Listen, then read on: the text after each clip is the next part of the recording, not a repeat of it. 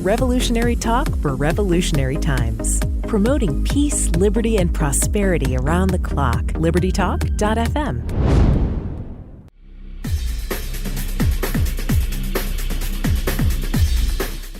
Welcome to Living in the Solution with Dr. Elena George.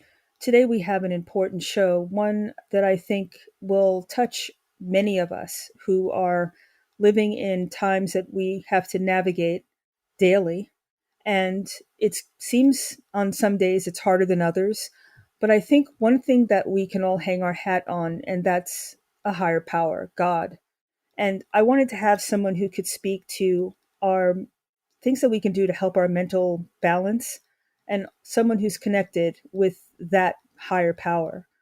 Because it takes more than us. We're going to need each other, but we're also going to need God in order to navigate through uncertain times. So I wanted to welcome back a guest that's been with me before, Dr. Karl Benzio. He's a board-certified Christian psychiatrist. He's held various health system, clinical, and leadership positions.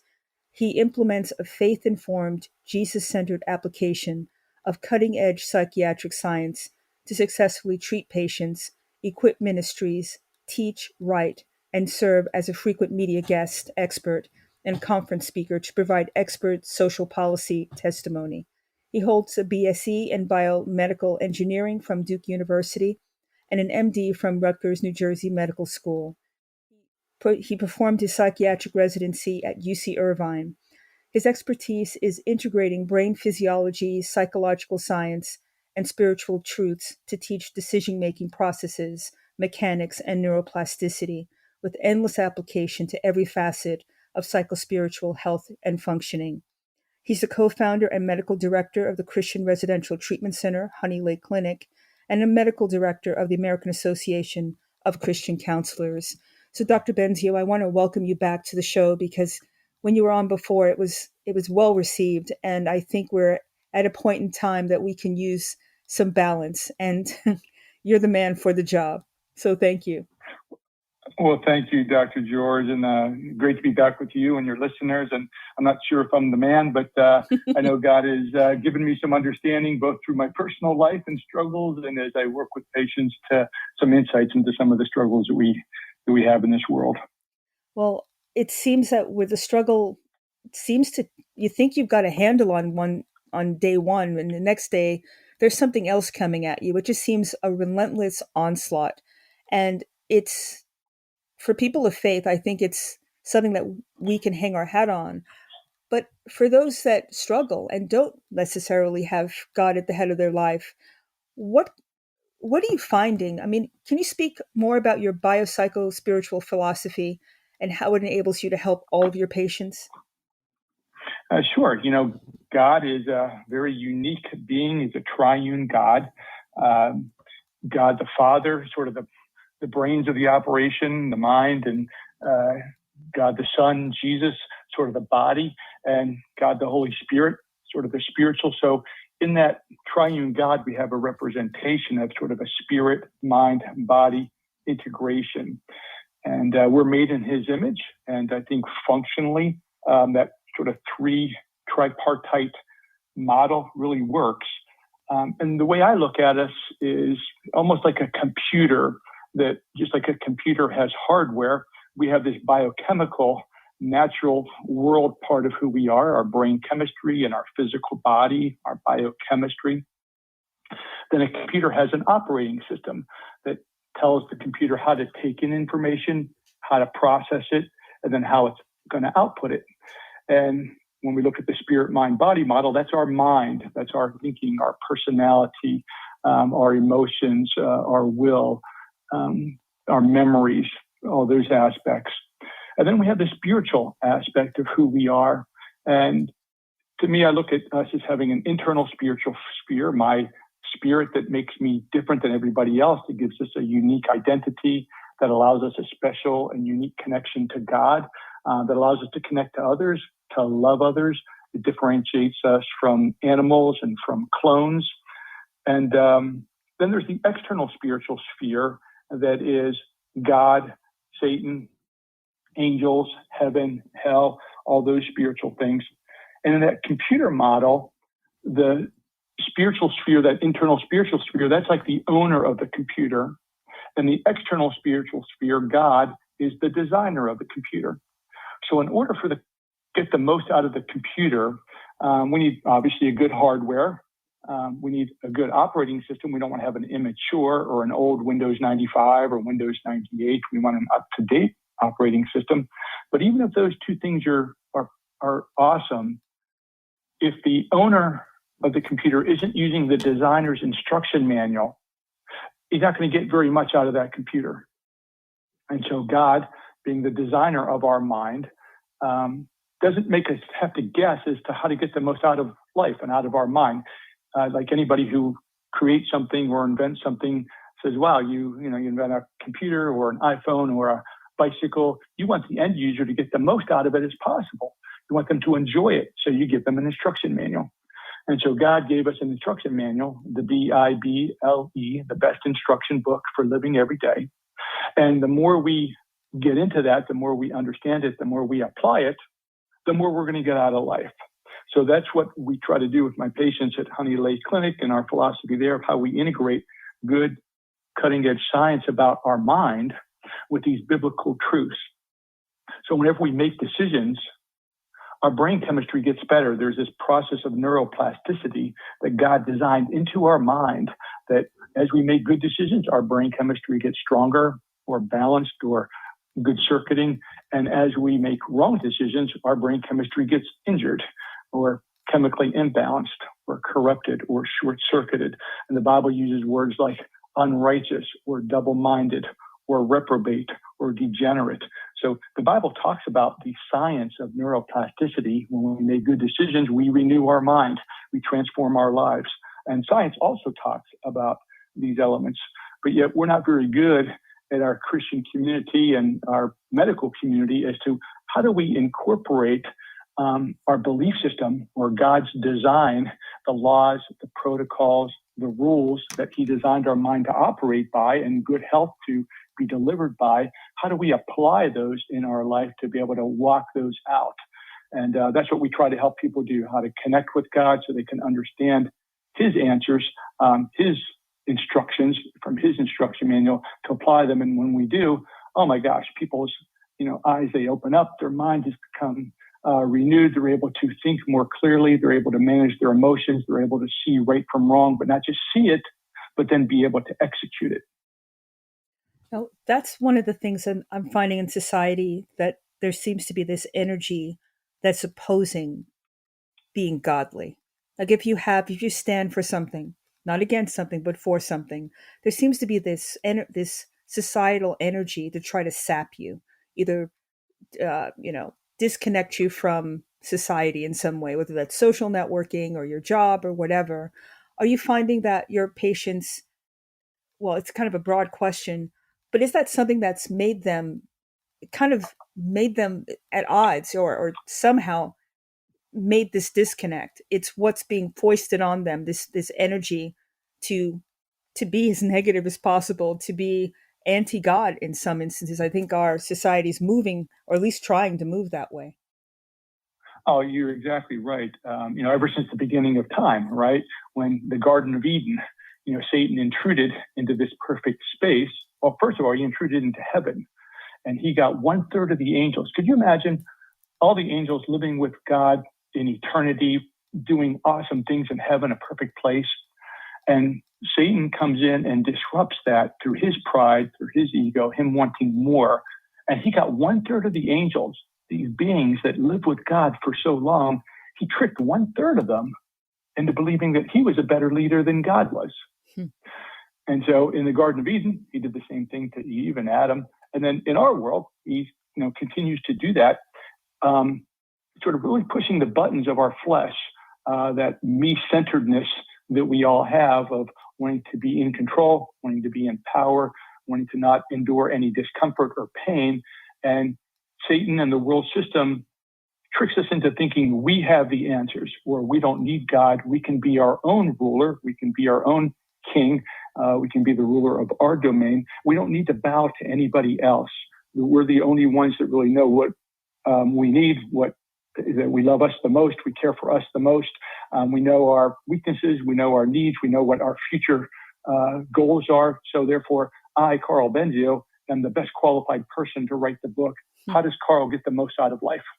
And so Satan tricks everybody into thinking that those absolutes that God has designed into the Bible, those rules and those laws that he's imprinted into this world for good health, for good psychological development, for good spiritual development, Satan says, you can chuck all those away. We don't need any truths. We don't need any absolutes. I got a whole different system. You can figure it out on your own, or you can make your own rules. So now instead of having absolute truths and principles, we have this relativism, in this postmodern society. There are no absolutes. Everybody gets to determine what's right in their own eyes. And by definition, that's an unsustainable society, because at some point, it's going to pit me against you, my needs against your needs, my laws or my rules against your rules. And if we don't have an overall higher authority that we bow to, or that we agree is in control or in charge or knows more than us, we're going to have to fight each time. And so that's why you see so much violence, crime, domestic violence, child abuse, sex trafficking, shootings, war through the ages, but especially that we see now, because truth is dying. Relativism is growing. So there's rejection of God and a higher authority. Satan in the world system is saying, no, you can do it. You know more. And whenever we have that, whenever that's imposed on us, people are then look at others as currency or commodities that I can use to get my needs met. So a baby in the womb is now a commodity. It's not a human life of value. It's now a commodity that I can use to either deliver and have somebody that loves me because I need to be loved, or to kill it because, I need to go to college, or it's going to interfere with my job, or it's going to ruin my relationship with this guy I'm dating, kind of thing. So whether it's abortion, whether it's violence, whether it's sex trafficking, whether it's promiscuity, whether it's cutting, we're just in a society now that uses other people to get their needs met. And so what we're seeing is so much anxiety and fear, depression, hopelessness. I mean, who wants to live in a society like that? Who wants to bring children into a society like that? So we're seeing birth rates drop significantly. People really questioning, well, do I really want to bring somebody into this world? Teenage girls, Dr. George, they just did a study the CDC just came out with, and teenage girls, 57% of them are sad. They have persistent feelings of sadness or hopelessness. 41% have significant mental health struggles in the past 30 days. Wow. 30% have had suicidal thoughts in the last 30 days. 24% have a plan. 13% have attempted suicide, and 4% have gotten medical treatment for that. I mean, that's what that fear is sort of pushing into our society. So anxiety, depression, addiction, self-medication, self-harm, all those things are increasing because of, like you said, this world view of everybody gets to decide what's right in their own eyes. There's no truth. Everybody gets to determine what's right, and there is no wrong. I can say what I want to have happen, or what I believe is the right thing about my sex, about my gender, those kind of things, and it's chaos.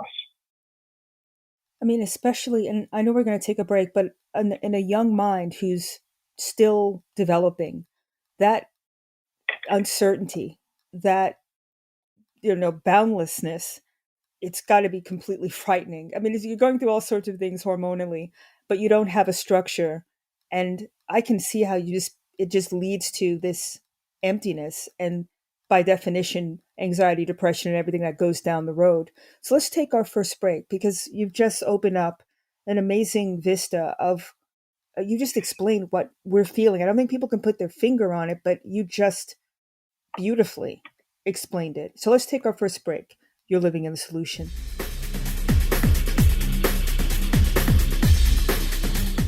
Welcome back to Living in Solution. We're speaking with Dr. Karl Benzio. And, that was just a sobering example, what you just described of our youth. Is that pervading the entire society? That are the young women kind of the canary in the coal mine? Is that pervading the other age groups as we go out? I think so, Dr. George. Whenever if we look back at a little kid, whenever a kid there's a big thunderstorm outside and it's, they're dark, it's the middle of the night, they're in their room and there's lightning and there's thunder and it's scary and the rain is pummeling against the window, they're scared. They want their authority, their protector, their guide that protects them to come into the door for them to have relief, for them to have safety, for them to have protection. But whenever there is no authority, whenever there isn't somebody who has those skills or ability or track record to come through the door, you're just going to continue to be frightened. You're going to tell that person, hey, go out and send somebody else who has more power than you. Oh, you're not. If we teach everybody that you are the power, you are the king of your universe, there's nobody else who has more than you. Well, who's going to come to the rescue?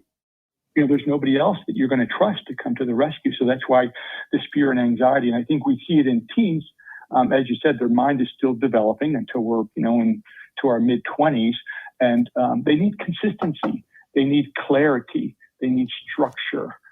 They need rules. They need absolutes to be able to, to what is going to be that foundation that they're going to erect their life on, that they're going to build their life on. And if it's shifting sand, well, that's not a very strong foundation for them to build their relationship with themselves, their relationship with God, their understanding about reality, about authority figures, about how to relate, how to handle their emotions, how to handle fears, dangers.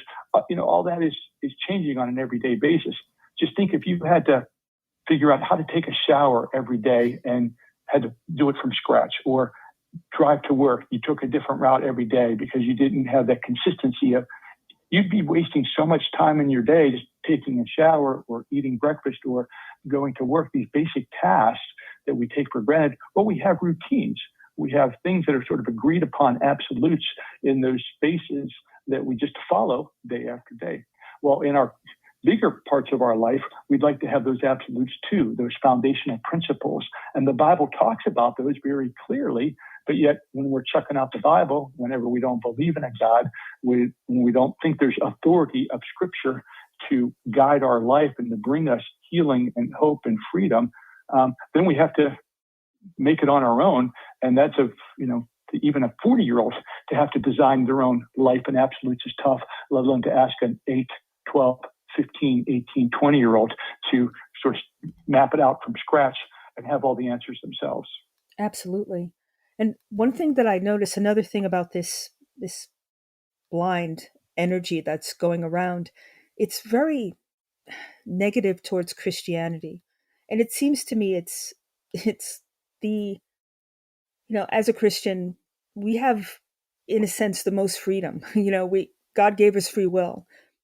And we do things based on things that are godly, treating people how you want to be treated, doing what God would want you to do. Why? I don't know, this is another existential question, but is there anything you can think of is why it's open season on Christians specifically, not any other group, but Christians specifically? Is it so anti this will that they just have to negate it in order to move their agenda forward? Well, I think that, we're in a spiritual war. That's for sure. The Bible talks about that very clearly. And the battlefield is the mind. Right? I don't think Satan can attack our spirit directly. I think that's between us and God, but he's going to try to get at our spirit to keep us separated from God, to keep us lost by attacking our mind and by our decision-making, our brain chemistry, to keep us lost. And I think that the truth, the freedom that God gives, the power and the opportunity to engage, with him and that hope, Satan wants to steal, kill, and destroy all those things.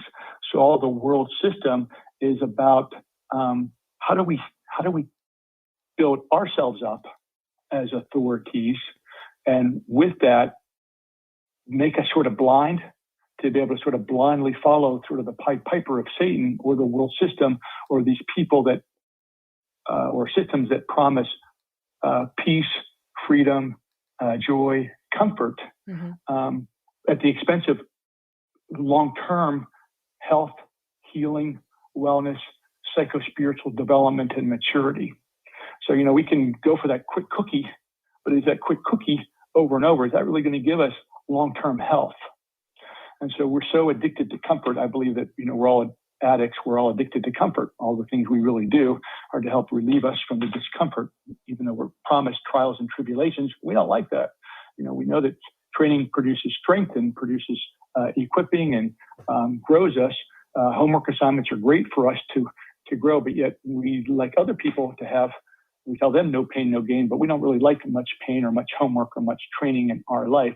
So whatever can, the world can drop in my lap to allow me to avoid that training or that pain or that discomfort now, I'm pretty quick to latch on to, even though it might be harmful tomorrow, 2 days from now, a week from now, 2 years from now. I'll deal with the consequences then. I'll figure out another way, another shortcut to get around that tomorrow.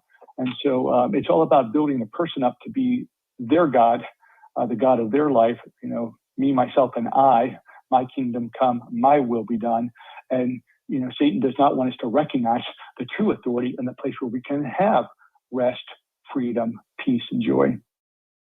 I think that's a really important place to stop, because that sets the foundation. Once we understand that there's a force trying to separate us and drive us into this pathway that's not about happiness, not about freedom, it's all about indoctrination and, whether you fit into this square peg or round hole, whatever, you're just going to do it, like it or lump it.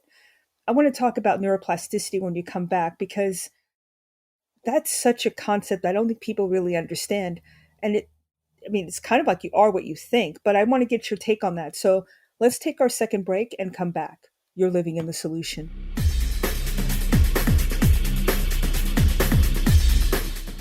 Welcome back to Living in a Solution. We're speaking with Dr. Benzio, and you did a wonderful job before the break of giving us a foundation on this disorder, this disequilibrium that's being foisted on us. And children, I don't think adults either. Once you're in this social networking system, it's almost like it was designed, right? It started off with, you and I weren't, I guess we're the generation where phones really weren't all that, to people living on their phones and having virtual lives. I mean, remember back in the day when there was a bully that met you after school? You took care of business, or, it ended. You have people who are on social networks being bullied. I don't understand why they don't get off of it or change their name or whatever. It's just like their life is virtual and also based on what other people think of you, not exactly who, like people don't know who they are. It's like a label that they take on and they have to follow that meme, whatever that is. It doesn't even make sense. So is it social media that's the engine to this? Is that because it's not really personal contact so much anymore? People don't really interact. Yeah, well, social media, I think, has grown and, it's exploded in the impact in what it is and the impact it has on people's lives. I think social media, just like anything that's out there, there's positive ways to be able to use it to benefit people, but then there's very negative ways, and it's the same about work or about food or about sex or about love. There's wonderful things about those elements that God has given us to enjoy, but then there's also very dangerous ways that those can impact a person's life when they're not stewarded well. And I think social media is one of those elements. I think that, like you were saying, back in our day, I'm 60 years old, the news came on at like 6 o'clock. I never watched it. It came on at 11 o'clock. I never watched it as a kid. I know my parents did. I just looked at the newspaper and went to the sports page or the comics. But now people can see news 24/7. Even in the paper or the news back then, they didn't really show much violence or much catastrophic incidents. There was a little bit of a filter in that process. But right now you have everybody being able to see these incredibly violent or dangerous or evil situations almost nonstop as they scroll. So there's, I think, a collective trauma that our society, especially with the beginning of COVID and then all the things that came with COVID and the politics and the race issues and the war in Ukraine, the economy, there's just been so much turmoil in the world that there's just been collective trauma. Whenever we also see these violations of conscience, whether they are shootings or, the mass shootings, I can't even keep count of the record number of mass shootings we've had already in the middle of June so far this year. But whenever people either commit or witness things that have gone against their conscience, there's a moral injury. There's sort of frays their ability to trust, to forgive, to connect with people. So that with all the social media, I just saw the other day that there was a study that said people have much less contact with their friends. Kids growing up are engaged with their friends and interact with their friends much less often than they did 10 years ago and 20 years ago. So we see this concept called crowded loneliness, where people seem like they have a lot of people around them. They have a lot of friends on Facebook, a lot of followers on Instagram or TikTok or their social media outlets. So they feel like they're connected, or there's a lot of people in their space or with them, but they're really lonely because they're not really relating with those people. They're interacting with them, but there's no real relationship. Verbal skills, communication skills, interactions, managing conflict, transparency in a healthy way, vulnerability, sort of coaching, exhorting, correcting each other. There really isn't much room for that in that social media space. People have, 140 characters or these very short snippets, or they're comparing themselves to other people's highlight film. There's just so many drastic elements, especially I think for females that are more relational, that are missing out on those relational aspects, but yet trying to get relationships through their social media outlets.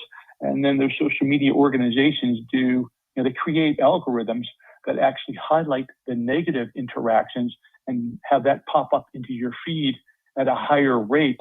And they see that actually stimulates more interaction when there's more negativity in people's feeds.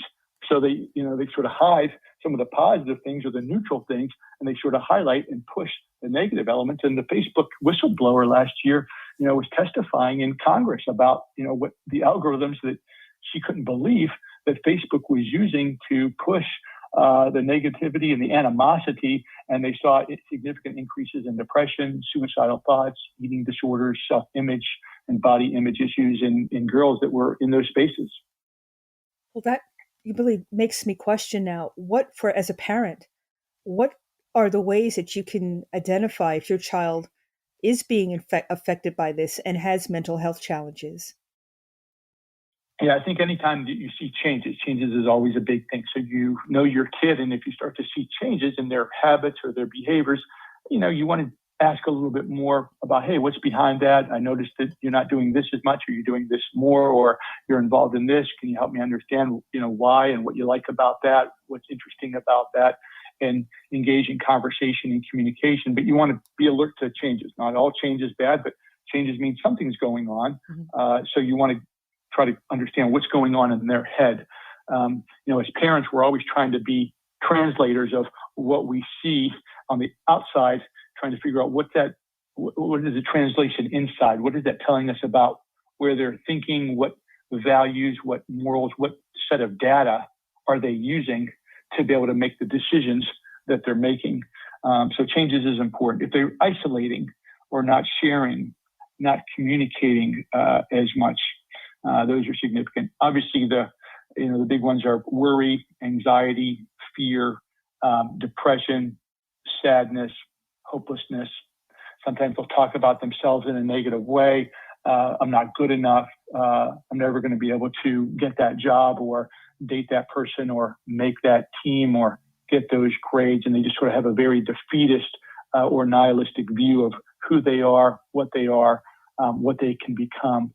We know God has created everybody with gifts, with skills, with special uniqueness, and a plan for them. And whenever our society tries to block that and distort people from understanding it and accessing it, and so we want to be able to help kids not take in that propaganda and those lies and those distortions, that Satan has.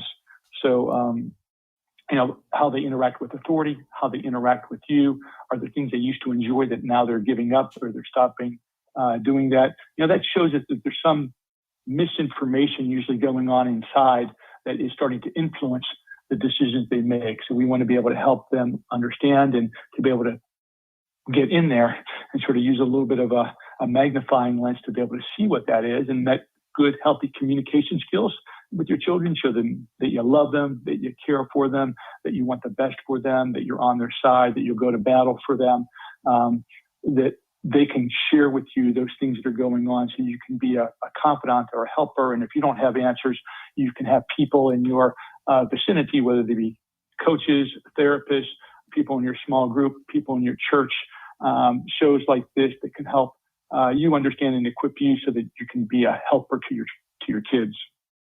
Now, you talked about a lot of different emotions. Is anger also something that you need to be aware of? Just outside, everything just makes them angry and they're not able to take any, not even interact with you without getting angry. Is that another sign, perhaps? Sure. Anger, frustration, irritability, easily set off. One of the, Satan likes to push our emotional buttons. Emotions themselves aren't sins, but they often prompt us to sin, out of anger, out of depression, out of worry, out of fear. God wants us to be able to handle those emotions well so that we can, really they're our warning system that lets us know when something's not going right, there's potential danger, or we're not seeing things clearly. There's distortions or there's lies in our memory banks that are distorting our ability to see things clearly. So we want to be able to be aware of those feelings, engage them, acknowledge them, but to be able to control them. So when you see your kids that they don't ever acknowledge their feelings, they don't acknowledge that they're angry or they're hurt or they're sad or they're frustrated, and they go, I'm okay, it's fine, I'll get over it. Well, maybe, but there's feelings in there. We want to be able to take a look, allow them to ventilate those feelings in a healthy way so they don't start to self-medicate them in various ways, or they don't start to override them by being an achiever or being addicted to productivity or to be a people pleaser. I mean, there's some positive ways that are unhealthy, but are looked upon positively by our society. And then there's certainly some very dysfunctional ways that those feelings come out. So we want to be able to help our children engage those feelings, to navigate them well, to be able to modulate them so those feelings don't control our kids, to be able to teach our kids that they can control their feelings, so they can control the impulses that those feelings might be looking to generate, like to punch somebody or to throw something at somebody or to hurt themselves in some way. Well, that's an option, but let's put some control, some self-control on that option, and let's be patient to look for other options into how do we talk and either journal or communicate or pray about or come to your brother, your sister, your mother, your father, your teacher, your coach, to be able to, boy, I'm feeling really angry, or I'm feeling really frustrated, or I'm so sad, I'm hurt, I feel rejected, I feel alone. Okay, those are fine. That's your warning system letting you know that something's up. There's potential danger in your situations, but let's navigate past those to find out, well, what are my options? What's going on? And then how do I solve that in a godly way instead of a way that's more dysfunctional and causes more difficulty for me?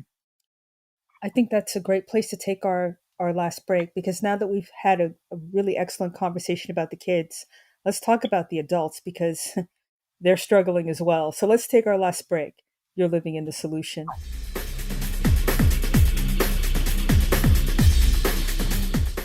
Welcome back to Living in Solution. We're speaking with Dr. Benzio. And Dr. Benzio, how can people reach you? My email address is kbenzio@gmail.com. My phone number, I'll give it out, 215-630-8846. And I work at Honey Lake Clinic, and so they can Google Honey Lake Clinic, and they can reach me through that website. And I work for the American Association of Christian Counselors, and there's a number there that they can reach me through. The aacc.net is that website as well. Excellent. Now, before the break, you did a wonderful job of giving us some sort of handle on how to look for problems in kids. What about adults? What are some of the warning signs that people need to look for when someone's being or feeling overwhelmed? How do they gauge that before it breaks, basically? Yeah, I think that there's, we've all experienced hurts, wounds, losses, tribulations, difficult times. And, when we become saved, we don't get a brain transplant. We're a new creation. We have new potential. We have new resourcing with the Holy Spirit in us. But all those, our sin slate is wiped clean with the blood of Christ. But our memory banks, our brain, our personality, all our experiences and memories, that is not washed clean. So we have a lot of misinformation, a lot of lies, a lot of propaganda in there that interferes with our decision-making process. That's why, Paul writes in Romans 7, the good things I want to do, I don't. The bad things I don't want to do, I do. Woe be me, it's the war within me, the spirit and the flesh, wretched man that I am. Who's going to win this war between the spirit and the flesh inside me? And, as adults, we all struggle with whether it's self-esteem, self-confidence, in decision-making in some areas of our life. So as we're looking for, what are some of those warning signs? Sometimes it's some things like sleep, concentration, appetite, energy level, or some physical things, some cognitive things like, our memory, our concentration, short-term memory, recall. But then there's a lot of emotional things like we talked about with kids, worry, anxiety, being, overly concerned about things, obsessing about situations,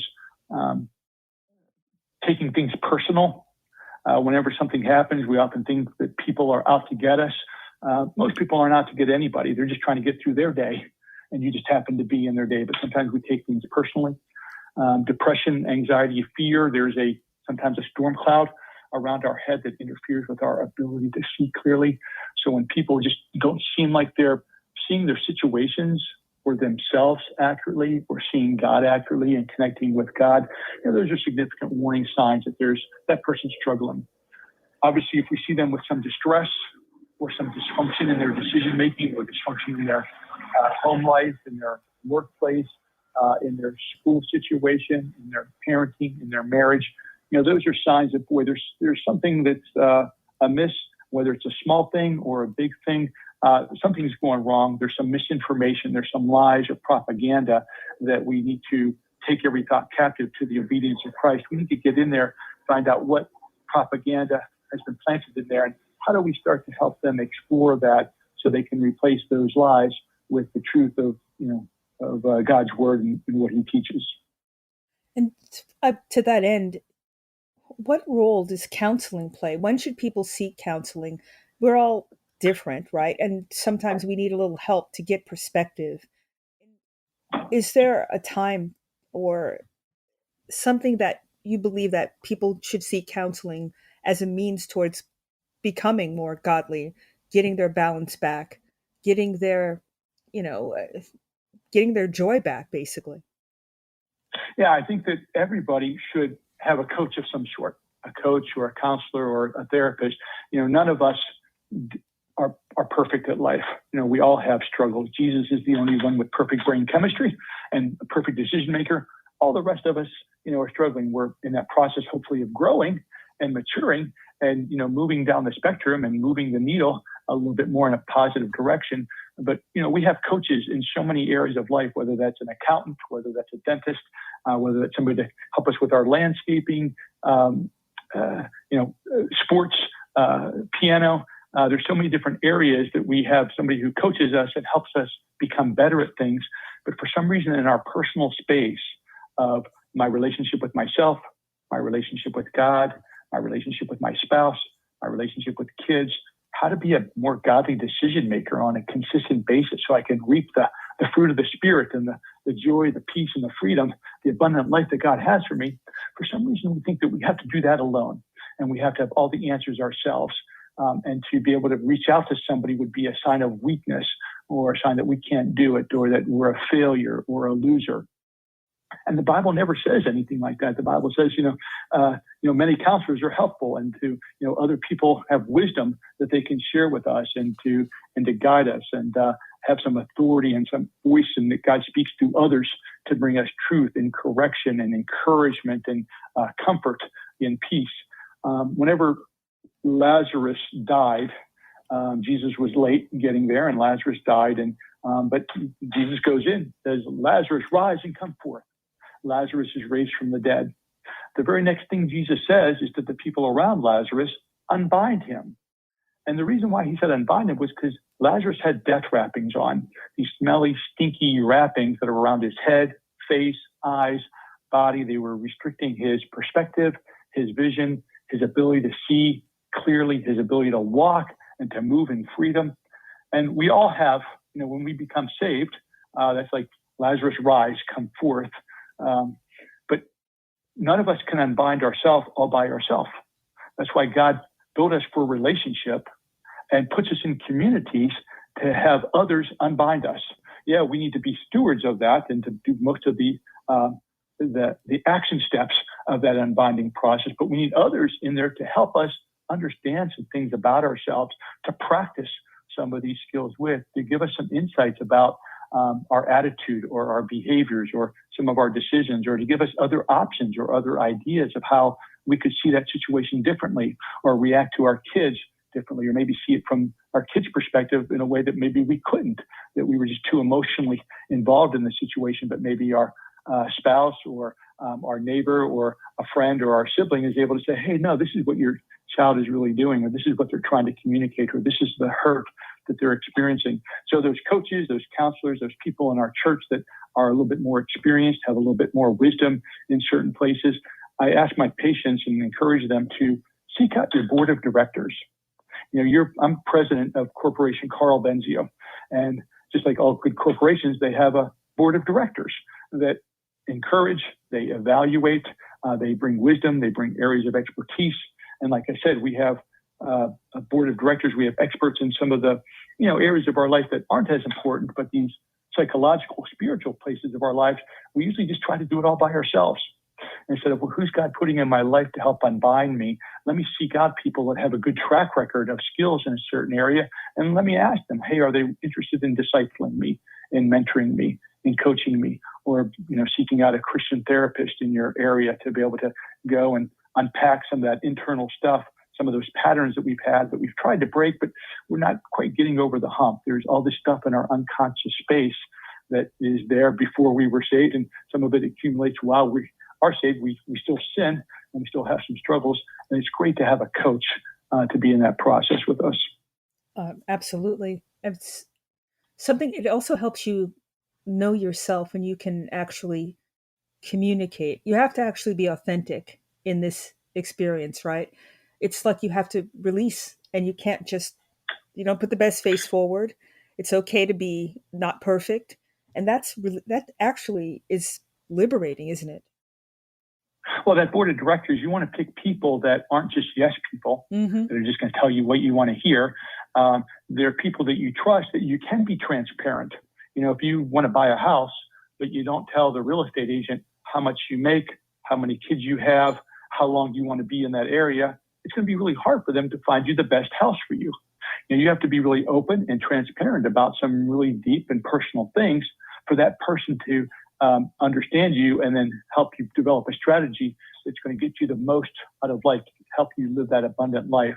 And so oftentimes our shame, our guilt, our embarrassment interferes with our ability to be open and transparent for other people to jump in there and help unbind us. When Jesus said to a couple of the crippled people that he healed, pick up your mat and walk. I always was, confused about, hey, we're new creations, clothe yourself with the new, rip off the old kind of thing. Well, why would you want to pick up that mat and walk? That mat is that reminder of my lameness, my crippledness, my injury. It's probably soiled, has feces, it has urine on it, has dirt and dust on it. Why would I want to take that up with me in this new life, in this healed life? And what I've seen in my own personal life and my recovery from anxiety, depression, alcoholism, I was in jail for aggravated assault. That mat is my testimony. That mat is my reminder of who I was before Jesus came in and healed me. But also it's my story. It's what I can share with others as I tell other people of what I've been through. They sort of see their story in me. They see that vulnerability. They see that transparency. Now they feel that I'm approachable, that they can talk to me about the things that they struggle with, the difficulties that they have, the idea that I can be able to empathize with them or to connect with them about that alcoholism or that depression or that anxiety. And so that mat is something that we want to carry and show people in that story of the pool of Bethesda where the lame was healed. Whenever he went into the temple, the first thing that the person said was, "Why are you carrying your mat on the Sabbath?" And sort of judged him or ridiculed him based on his mat. And sometimes that's the way the world is. The world sort of critiques us or judges us. But God wants us to share our mat. That's our testimony. He wants us to be able to be transparent, to be open, to be able to communicate what's on our heart, both with him and with others that he brings in our life. Now, we need to have some judiciousness. With my 4-year-old, I'm not going to just share every little detail of my life, or with strangers, I'm not going to share the details of my marriage and my, intimacy with my wife. But with certain people that I have trust in, that have some leverage in my life, that God has put in my life to be open with and to be transparent about, or people that I'm trying to help, and there's appropriate sharing of struggles that I had to be able to encourage them and to share the hope and the comfort that I've been given, how to be able to translate it and put it, pay it forward to them through the sharing of my mat and my story. I think that's what God calls us to do. I think that's the power in the pews, the million of people in the pews that have been through life experiences and difficulties and have come out the other end, that God has worked an incredible comeback story in your lives. God wants and is calling you to get in the game, to get in this battle, to get some equipping and some skills to be able to allow your past experiences around your hurt to lead to hope and healing for others that God has as you share your mat with others. I think that's a wonderful place to stop. The time goes so quickly, but that's a call to action and hope. And in the minutes that we have left, how can people reach you once again? Yeah, my email address is kbenzio, BENZIO @gmail.com. My phone number is 215-630-8846.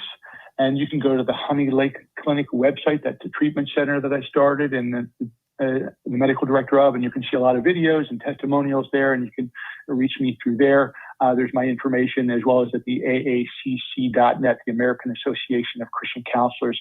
And for those people that are listening that want to get in this battle and help people to be God's special forces, because the harvest is great, but the workers are few, and the skilled workers are even fewer, that the AACC has a mental health coach, first responder, online training program. It's 42 hours of training of some basic spiritual skills and psychological skills and insights to be able to allow you to be at your church, one of those people that can help people that are struggling, that maybe have some despair or some hopelessness or struggles.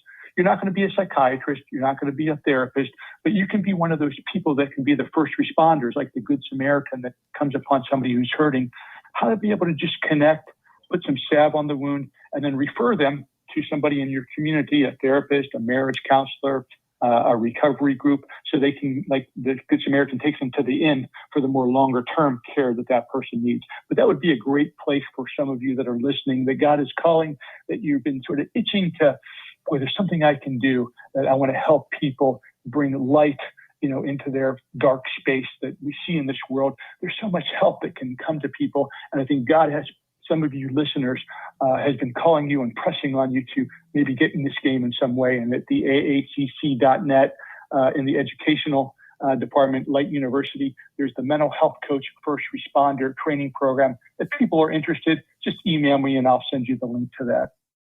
Well, once again, Dr. Benzio, thank you for everything you do. It's an honor and a pleasure to talk with you today.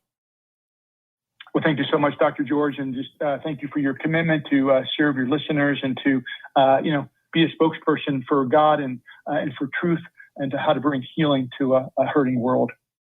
All I can say is thank you. Amen. On that note, thank you, everybody, for living in the solution.